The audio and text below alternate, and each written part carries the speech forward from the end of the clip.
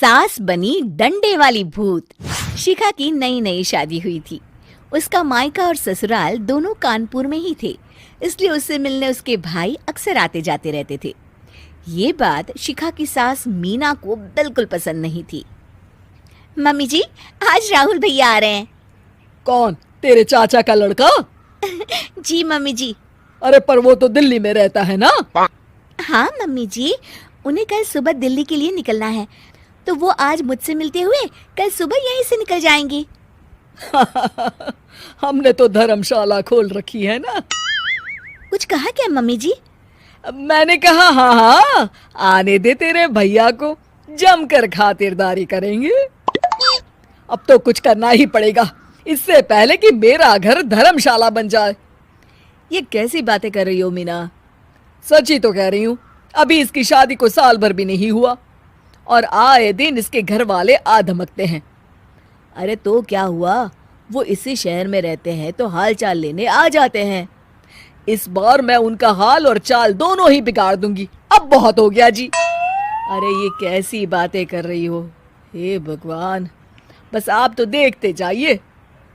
शाम को राहुल आता है। नमस्ते आंटी, कैसे हैं आप लोग? हम लोग तो ठीक है, तुम कैसे हो बेटा? मैं भी अच्छा ही हूँ आंटी। बस आज रात के बाद नहीं रहोगे। चलिए भैया, मैं आपको हमारा घर दिखाती हूँ। रात में खाने के टेबल पर शिखा, रोहित कहीं दिखाई नहीं दे रहा।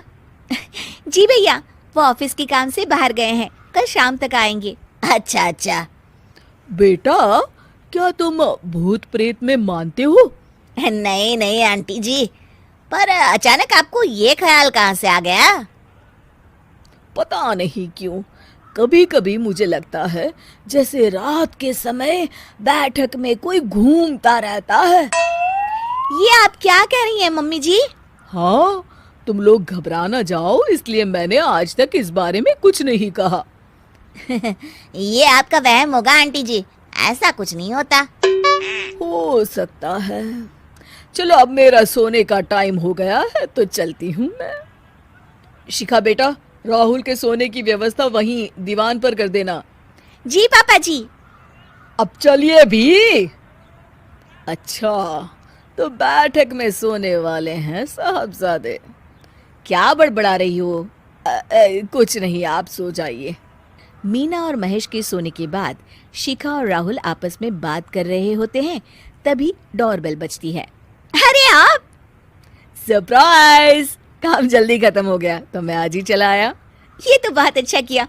देखिए राहुल भैया भी आए हुए हैं, आप दोनों का मिलना भी हो जाएगा। कैसे हो रोहित? मैं तो ठीक हूँ भैया। शिखा, मैं भी आज यहीं सो जाता हूँ, राहुल भैया से बातचीत भी हो जाएगी। अच्छा अच्छा, ठीक है।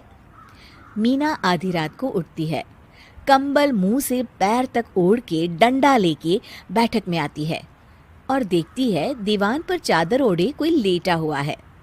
देखो तो कैसे मजे से सो रहा है बहन के ससुराल में। मीना ताबड़तोड़ 4-5 डंडे मार देती है। अरे मर गया, अरे बचाओ बचाओ, कौन है? मीना जल्दी से अपने कमरे में भाग जाती है। हे भगवान, ये मैंने क्या किया? ये रोहित कहाँ से आ गया? लगता है ये नालायक राहुल मेहमानों वाले कमरे में सो गया होगा। आज तो इसकी खैर नहीं। उधर बैठक में, अरे क्या हुआ रोहित? मैं बाथरूम में था, तुम्हारे चिल्लाने की आवाज सुनी। पता है भैया, मैं सो रहा था, अचानक से कोई आकर मुझे डंडे मारने लगा। ये क्या कह रहे हो? लगता है तुम भी आंटी की तरह भूत प्रेत में मानते हो। नहीं नहीं भैया, सच में कोई आया था। मैं तो जा रहा हूँ मेहमानों वाले कमरे में सोने के लिए। इस समय अपने रूम में जाऊंगा तो शिखा की नींद खराब हो जाएगी। ठीक है भाई, जाओ तुम, जहाँ तुम्हारा भूत डंडा लेके ना आ सके। थोड़ी देर बाद मीना कंबल ओढ़ के डंडा लेकर मेहमानों वाले कमरे में पहुंच जाती है। वो बिस्तर पर सोए रोहित को फिर डंडों से मारने लगती है। अरे मर गया, अरे मर गया। तू भूत प्रेत में नहीं मानता ना? ये ले, अब डंडे खा। हैं? ये तो माँ की आवाज है।